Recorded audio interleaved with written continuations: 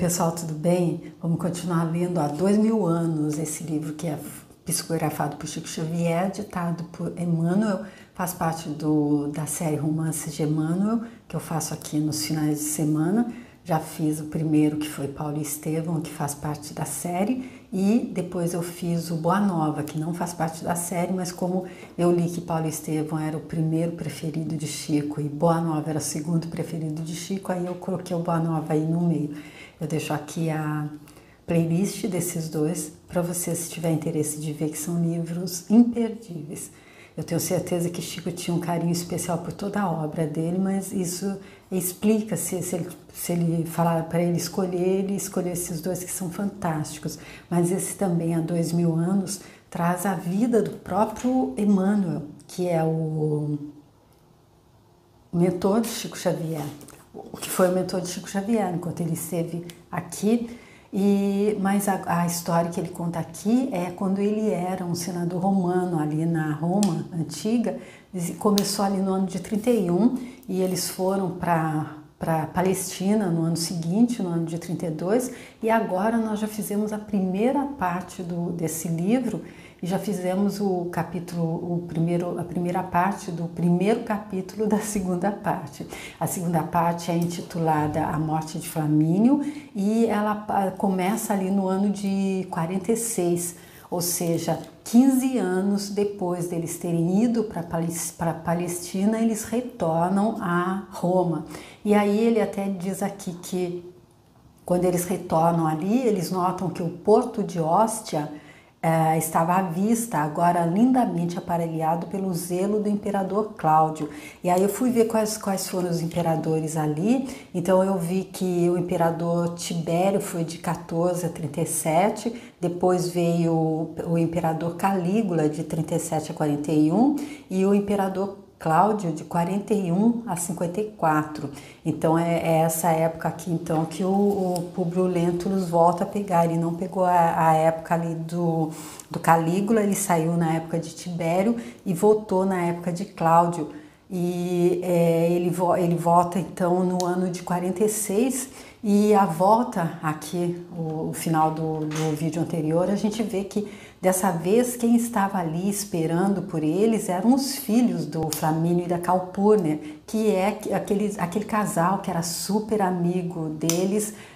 O Flamínio era como um confidente para o Públio e foi ele inclusive que o aconselhou a ir para Jerusalém, aí para a Palestina, para cuidar da saúde mental dele, da saúde emocional dele e para cuidar da saúde da filha deles, que na época tinha 7 anos e portava hanseníase. Então a Flávia está voltando, que é a filha, ela volta curada, e eles voltam ambos totalmente dilacerados no coração, o casamento acabado por causa de tudo aquilo que a gente viu que aconteceu ali em Cafarnaum, ali na Palestina, ali em Jerusalém.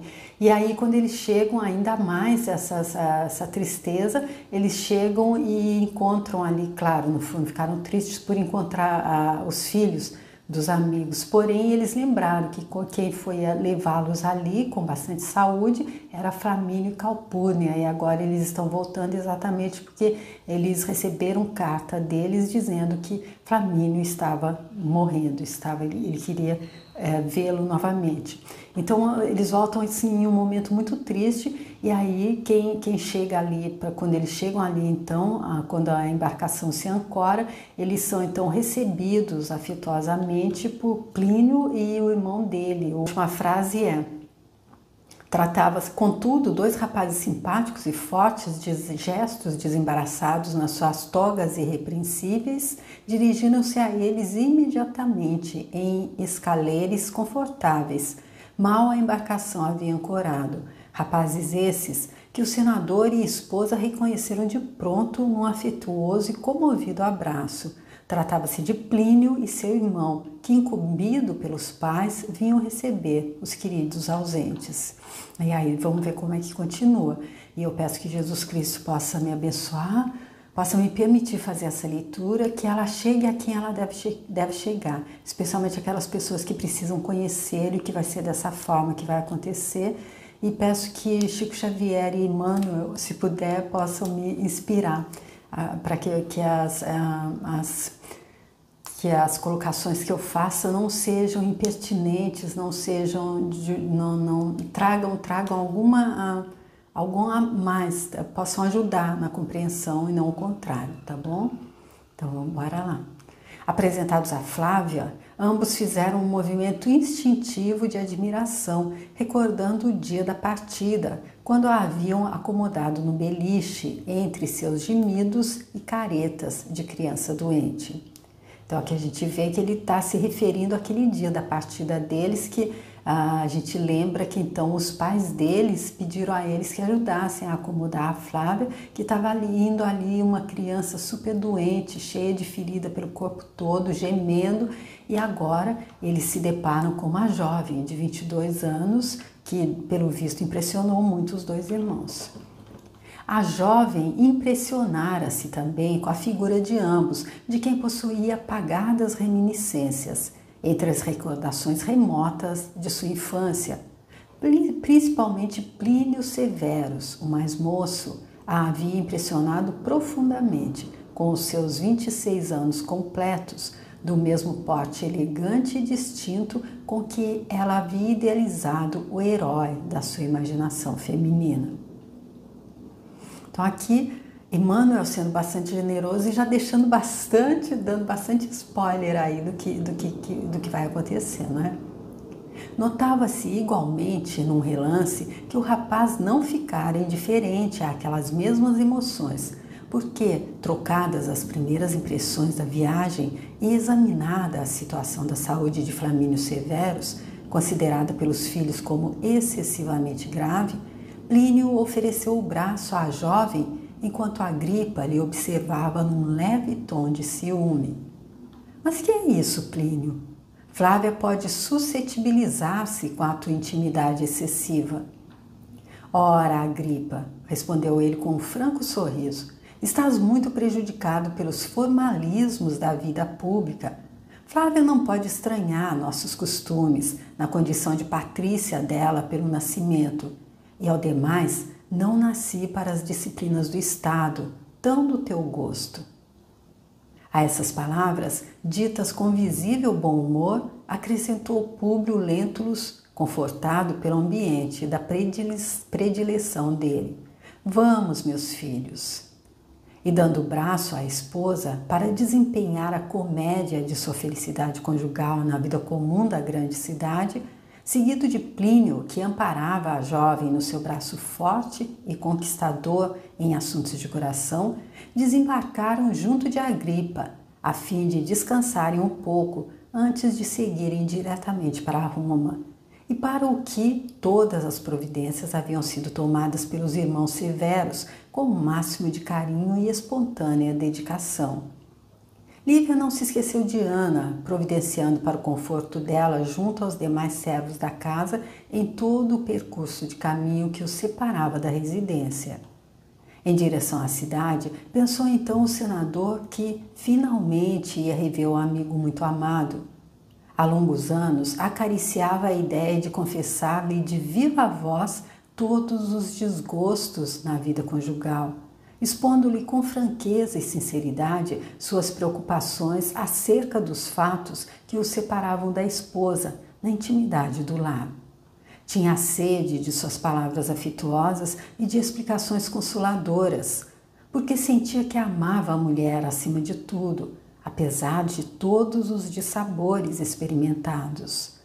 Não crendo sinceramente na queda dela, apenas o orgulho dele, de homem, o afastava de uma reconciliação que cada dia se tornava mais imperiosa e necessária. Então aqui Emmanuel trazendo mais uma vez que é o orgulho que está pondo a perder todas as chances do senador Públio, tá se redimindo, tá tendo porque nós vimos ali no julgamento que ele teve, quando ficou marcado que ele viria dessa forma para para estar resgatando tudo aquilo que ele plantou. Eu dito a ele que o que ele deveria ter era, ele deveria dar prova de renúncia e também de uma pessoa abnegada, de uma pessoa ao contrário, de uma pessoa orgulhosa e de alma superficial, como o próprio Jesus Cristo disse. Então aqui a gente vê que ali toda essa passagem que ele teve pela Palestina, quando ele teve o auge, ele foi ao auge quando ele podia ter como Paulo de Tarso, ali no livro Paulo e Estevão, no encontro com Jesus Cristo, ele se resgatou na mesma hora, ele passou a enxergar com os olhos do Espírito, ele, contrariamente, não, e ele continua ainda, então, arraigado, apegado a essas qualidades que são qualidades negativas, se a gente pode chamar de qualidade, que é então especialmente esse orgulho que ele tem, que ele não consegue entender, então que são as coisas externas às quais ele está se pegando, e é isso que não faz com que ele veja que a mulher dele não, ele sente no íntimo dele, a consciência dele diz, mas ele não consegue descer então do pedestal dele e renunciar ao orgulho. E aí, então, é por isso que ele está chegando aqui agora, e ela, a gente viu aqui no parágrafo anterior também, que ela trouxe Ana com ela, que era a pessoa que veio aqui, que com certeza se encarnou, que como nós vimos, ela renunciou até um casamento, para estar então aí dando a ela essa força necessária, né, para passar tudo isso. Em breve, defrontavam a antiga residência lindamente ornamentada para recebê-los. Numerosos servos se movimentavam, enquanto os recém-vindos faziam o reconhecimento dos lugares mais íntimos e mais familiares. Havia 15 anos que o Palácio do Aventino aguardava os donos sob o carinho de escravos dedicados e dignos. Logo se servia uma refeição frugal no triclínio, enquanto os irmãos severos, que participavam desse ligeiro repasto, esperavam os amigos, a fim de seguirem todos juntos para a residência de Flamínio, onde o enfermo os aguardava ansiosamente. Então eles passaram ali antes no palácio deles, no próprio Palácio do Aventino, onde então eles fizeram uma refeição, deixaram todas as coisas, acredito, e se prepararam para ir então para a casa ali do Flamínio, onde ele os aguardava.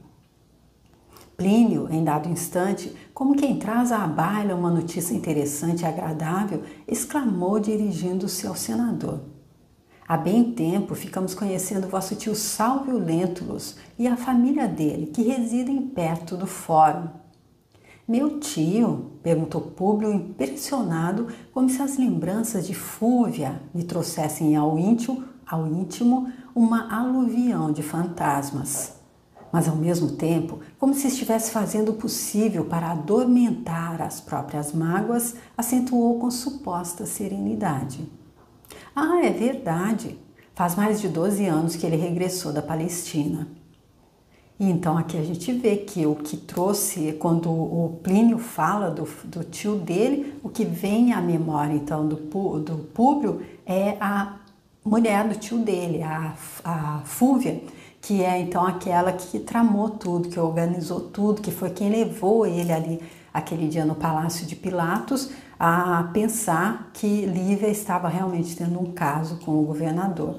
Então, quando ele pensa no tio dele, ele pensa então que a Fúvia seria então uma pessoa que era testemunha de que a vida dele não era o que ele queria aparentar, porque ele acreditava e ela também que a Lívia, então, seria uma mulher que teria sido amante do Pilatos. Foi neste comenos que a Agripa interveio como a vingar-se da atitude do irmão quando ainda não havia desembarcado, exclamando intencionalmente: e por sinal que Plínio parece inclinado a desposar-lhe a filha, de nome Aurélia, com quem mantém as melhores relações afetivas de muito tempo.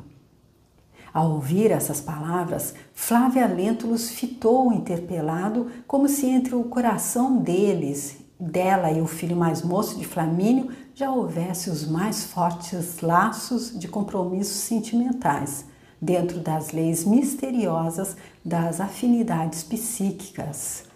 Então aqui só aquele primeiro encontro que aconteceu ali entre Plínio e a Flávia, aquela troca de olhares, então ela já quando soube, quando o Agripa então trouxe isso assim como vingança mesmo, porque ele também se interessou pela Flávia e como ele viu que o Plínio já se adiantou e deu o braço a ela, então ele quis dizer, ó, mas ele tá ali já interessado na filha do tio do Públio, na Aurélia. E aí, quando ouve isso, a Flávia já sente que como se o coração, como se houvesse laços mais fortes de compromissos sentimentais entre eles. Enquanto se passava esse duelo de emoções, Plínio fitou o irmão quase com ódio, dando a entender a impulsividade do seu espírito e respondendo com ênfase como a defender-se de uma acusação injustificável perante a mulher das suas preferências. Ainda desta vez, Agripa, estás enganado. Minhas relações com a Aurélia não têm outro fundamento além do da pura amizade recíproca, mesmo porque considero muito remota qualquer possibilidade de casamento na fase atual da minha vida. Então aqui a gente vê como é que a vida continua tecendo. Ali o público que queria distância do tio dele pediu para que fosse organizado tudo para que eles voltassem para Roma. Ele volta para Roma e ele vê que já está começando a se estreitar novamente, porque o filho do amigo que está interessado na filha dele já está ali também fazendo a corte à filha da Fúvia. Então tudo ali muito alinhado para que os acontecimentos saiam como são necessários para auxiliá-lo àquele acorde. Agripa esboçou um sorriso brejeiro, enquanto o senador, compreendendo a situação, acalmava os ânimos, exclamando com bondade: "Está bem, filhos, mas falaremos depois sobre meu tio. Sinto-me ansioso por abraçar o querido enfermo e não temos tempo a perder." Em breves minutos, um grupo de liteiras encaminhavam-se para a nobre residência dos Severos, onde Flamínio aguardava um amigo ansiosamente. A fisionomia dele não acusava mais aquela mobilidade antiga e a empolgante expressão de energia que a caracterizava. Mas, em compensação, grande placidez se lhe irradiava dos olhos, sensibilizando a quantos o visitavam nos seus derradeiros dias de lutas terrestres. A expressão do semblante era do lutador derribado e abatido, exausto de combater as forças misteriosas da morte. Os médicos não tinham a menor esperança de cura, considerando o profundo desequilíbrio físico aliado à muito forte desorganização do sistema cardíaco. As menores emoções determinavam alterações no estado dele, ensejando as mais amplas apreensões da família. De vez em quando, os olhos serenos e tranquilos se fixavam detidamente na porta de entrada, como se esperassem alguém com o máximo interesse, até que rumores mais fortes, vindos do vestíbulo, anunciaram ao coração dele que ia cessar uma ausência de 15 anos consecutivos, entre ele e os amigos sempre lembrados. Calpurnia, igualmente muito abatida, abraçou Lívia e Públio, derramada em lágrimas e apertando Flávia nos braços como se recebesse uma filha. Ali mesmo, no vestíbulo, trocaram impressões e falaram das suas saudades intensas e das preocupações numerosas, até que Públio deliberou deixar as duas amigas em franca expansão afetiva e se encaminhou com a Agripa a um dos compartimentos próximos do tablino, onde abraçou o grande amigo com lágrimas de alegria.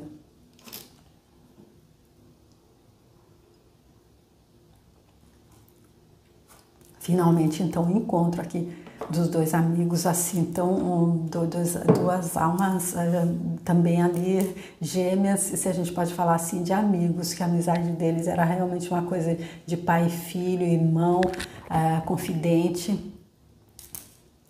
Flamínio Severus estava magríssimo e as palavras dele, por vezes, eram cortadas pela dispneia impressionante, dando a perceber que muito pouco tempo lhe restava de vida.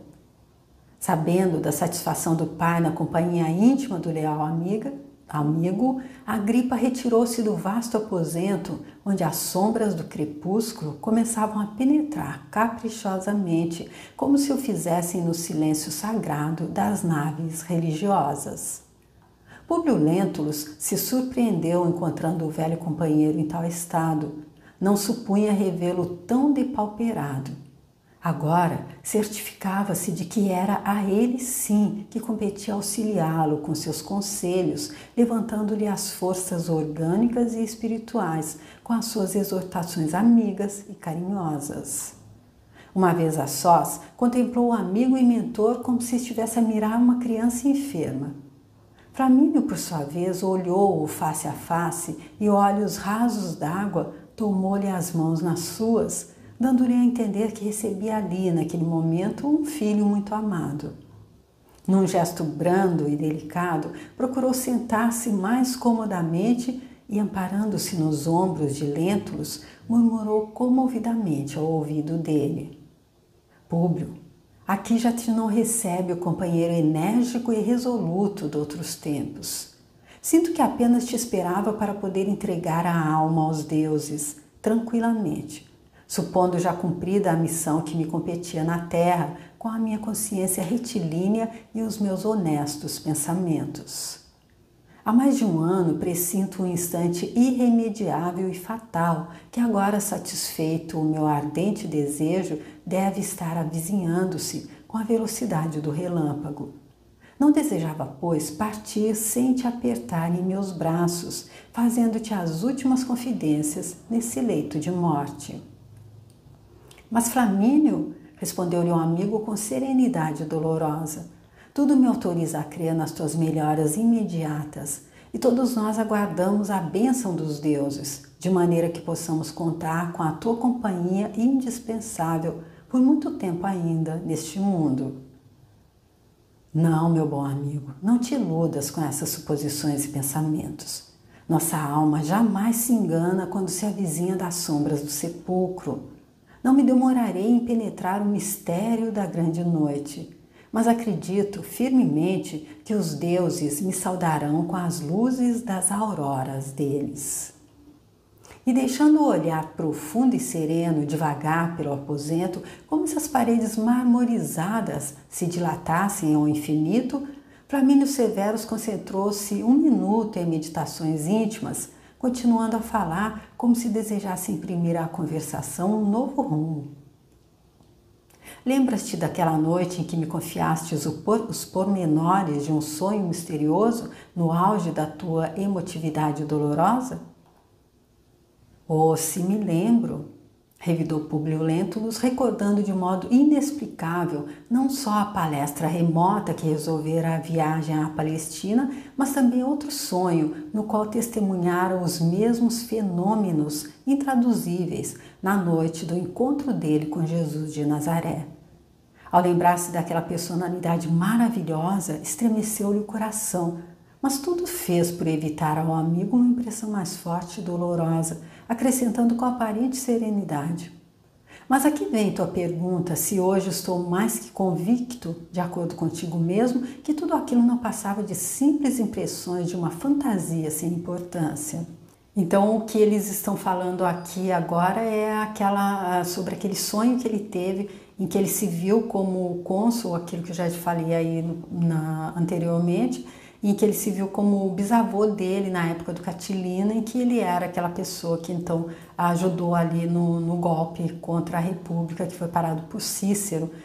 Mas nessa época foi o amigo dele disse então que era apenas um sonho, apenas uma fantasia, que ele estava um pouco cansado mentalmente, foi por isso que ele o aconselhou a ir para a Palestina.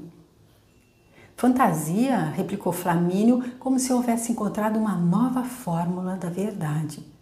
Já modifiquei por completo minhas ideias. A enfermidade tem, igualmente, seus belos e grandiosos benefícios. Retido no leito há muitos meses, habituei-me a invocar a proteção de Temis, de modo que não chegasse a ver nos meus padecimentos mais que o resultado penoso dos meus próprios méritos, perante a incorruptível justiça dos deuses, até que uma noite tive impressões iguais às tuas. Não me recordo de haver guardado qualquer preocupação com a tua narrativa, mas o certo é que, há cerca de 2 meses, me senti levado em sonho à mesma época da Revolução de Catilina e observei a veracidade de todos os fatos que me relataste há 16 anos, chegando a ver teu próprio ascendente, Públio Lentulus Sura, que era como que o teu retrato, tal a sua profunda semelhança contigo, mormente agora que te encontras nos teus 44 anos em plena fixação de traços fisionômicos. Interessante é que me encontrava a teu lado, caminhando contigo na mesma estrada de clamorosas iniquidades. Lembro-me de nos vermos assassinando Lembro-me de nos vermos assinando sentenças iníquas e impiedosas, determinando o suplício de muitos dos nossos semelhantes. Todavia, o que mais me atormentava era observar-te a terrível atitude, determinando a cegueira de muitos dos nossos adversários políticos e assistindo pessoalmente ao desenrolar das flagelações do ferro em brasa, queimando numerosas pupilas para todo sempre, aos gritos dolorosos das vítimas indefesas.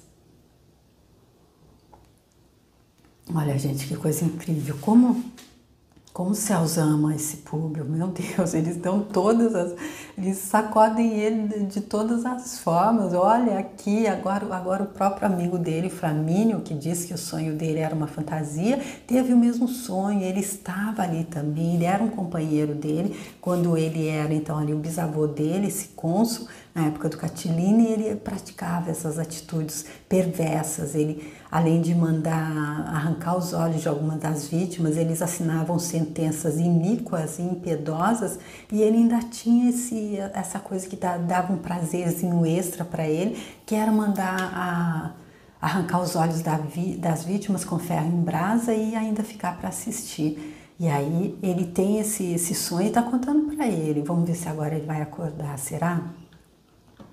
Públio Lentulus arregalou os olhos de espanto, participando igualmente daquelas recordações que dormitavam fundo na alma ensombrada dele, e replicou por fim: meu bom amigo, tranquiliza o coração. Semelhantes impressões parecem reflexos de alguma emoção mais forte que perdurasse no âmago da tua memória, por minhas narrativas naquela noite de há tantos anos.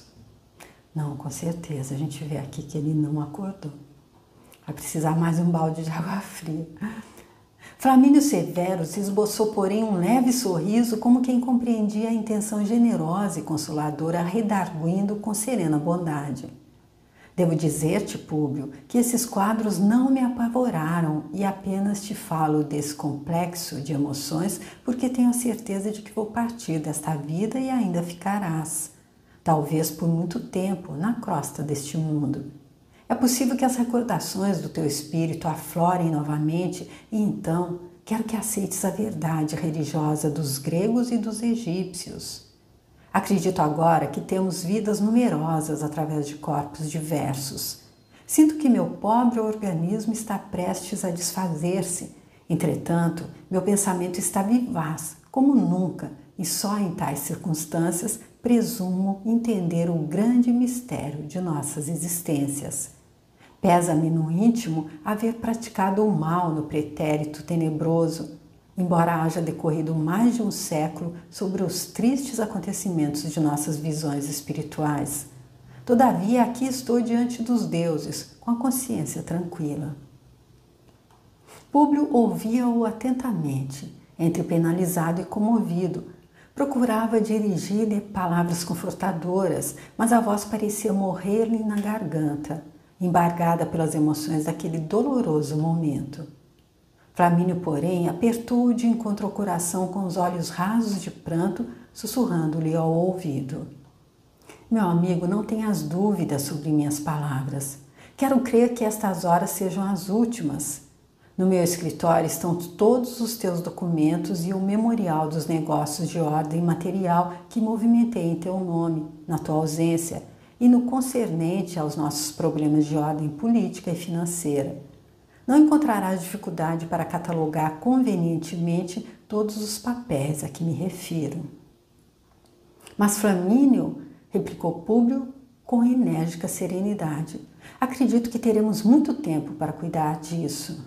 Nesse momento, Lívia e a filha, Calpurnia e os rapazes acercaram-se do nobre enfermo, trazendo-lhe sorriso amigo e palavras consoladoras. Então eu fico aqui nessa segunda parte desse primeiro capítulo da segunda parte do livro Há 2000 anos, que conta a história de Emmanuel, e então nós estamos vendo aqui o desenrolar então desses primeiros acontecimentos da volta do senador com a família dele da Palestina para Roma. Vamos ver então no próximo vídeo como é que continua toda essa saga aqui do Públio Lentulus, que é o Emmanuel, o nosso Emmanuel da época de Chico Xavier, que era um mentor então de Chico Xavier. E o Emmanuel traz a história dele para, como ele disse ali na abertura do livro, para servir como um roteiro para a gente. Ele não traz esse romance assim, apenas um romance para recreação, para passatempo, como uma novela que a gente lesse e ficasse ali viajando nela, bom para passar o tempo, mas sim como uma forma de nos ajudar, exatamente como um roteiro, nos ajudar a sermos sábios e aprendermos com o erro alheio e não precisar, como inteligente que precisa errar para aprender, e muito menos como aquele que ainda não entendeu, não é nem sábio nem inteligente, vai ter que passar mais algum tempo, exatamente como o senador, aqui o Públio, que realmente, mesmo agora, o amigo dizendo que teve o mesmo sonho e que entendeu que há uma multiplicidade de vidas, que entendeu a reencarnação, ele ainda vai resistir ali naquele modo superficial e orgulhoso, como Jesus Cristo disse, o que vai trazer muito sofrimento para ele. Então, aqui o que fica claro para mim isso é que é aquela frase de Allan Kardec, não é? Que a gente nasce, morre, renasce novamente e sempre crescendo. Essa é a lei, afinal nós somos consciências eternas em constante estado de expansão, até que a gente chegue a volta, a se acoplar novamente, a voltar novamente para o reino de Deus, como Jesus Cristo diz. E para isso o sofrimento parece, para muitos, acreditam que seja castigo divino, e eu, na minha forma de entender, vejo que é apenas a benevolência divina, é diferente. É Deus sendo tão generoso com a gente, que a gente foi ali em um lugar e a gente se enlameou todo, a gente se sujou todo. Porque imagina a gente mandar matar um próximo, uma outra pessoa que, como Jesus Cristo veio nos ensinar a chamar Deus de Pai e dizer que somos todos irmãos, que devemos nos amar uns aos outros como Ele nos amou. Como que a gente pode mandar matar um outro, condená-lo ali à revelia e ainda mandar arrancar os olhos e ficar para assistir, sentir prazer nisso, né? Seja fazer isso com um ser humano ou com um animal. Para mim é isso que é esse norte que eu sigo. Então eu acredito que quando a gente faz uma coisa dessa, é como se a gente pegasse a nossa roupa, o nosso próprio corpo, a gente se sujasse muito. E Deus, como sabe que a gente só pode voltar para Ele quando a gente estiver novamente reluzindo, todo limpinho, Ele nos dá a possibilidade, vai lá de novo, tem aquela cachoeira grandiosa, tem água, tem sabão, você vai se limpar de novo e é só isso, é só a limpeza. Isso fica muito claro ali no livro Paulo e Estevão, porque Paulo, por fanatismo religioso, por fanatismo pela crença dele, ele também se sujou todo, ele também mandou apedrejar o próprio Estevão e fez disso um espetáculo. No livro se conta que cada pessoa que chegava tinha direito a tirar uma pedra e escolher onde caía, mas os outros diziam, não atira muito forte para que demore mais tempo o espetáculo, e ele ficava ali segurando os casacos das pessoas que chegavam para tirar a pedra. Ou seja, esse tipo de coisa a gente suja, eu acredito que é uma forma da gente se sujar muito, e Deus só deu a ele, enviou Jesus Cristo para encontrá-lo, e ele entendeu logo, e ele foi colhendo tudo aquilo que ele plantou. A gente vê ao longo do livro, ao longo da história dele, fica muito claro que não dá para dizer que a gente não entendeu. No meu caso, estou falando de mim, eu entendo através, eu que fui batizada e criada e vivi toda a minha vida na Igreja Católica, mas sempre tive as minhas questões, sempre pensei por mim mesma, encontrei as respostas nos livros de Chico Xavier, Allan Kardec. Então é por isso que eu estou trazendo esse livro para vocês, com o mesmo objetivo de que seja também vocês encontrem aqui algumas respostas e que a leitura esteja sendo agradável também, que o meu comentário possa ajudar também. E eu agradeço então você que tem vindo comigo, você que acompanha o livro, e vamos para a última parte desse primeiro capítulo da segunda parte então do livro. E se você quiser compartilhar, se você quiser me mandar uma mensagem, deixar sua curtida, tudo isso eu agradeço muito. Se você quiser entrar lá no meu canal e quiser ver, eu tenho os dois que eu citei no início, e tem outros livros lá também com esse mesmo objetivo, expansão de consciência, tá bom? Fico muito feliz se eu puder te encontrar para o próximo vídeo. Obrigada, tchau!